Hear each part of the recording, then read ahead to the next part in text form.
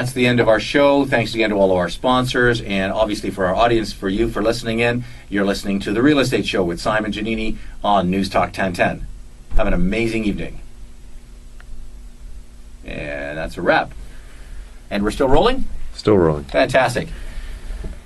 Thanks for listening into this brief video. I wanted to give you, just sort of a face-to-face insight on what we're really going to be talking about at our next workshop at our office. In fact, it's coming up on Wednesday, March 23rd at our office. Of course, all the details, address, and so on are in the email. It's in the evening from 7 to 9.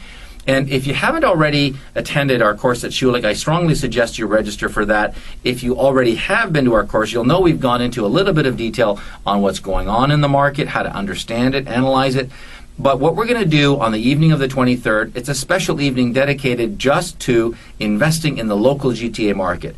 We're going to speak to the various opportunities from looking at pre-construction condominiums and rent and hold, condo and freehold, and probably the one that a lot of people are very excited to hear more about is the lease-to-hold opportunity, which really is a turnkey investment with fairly fixed returns.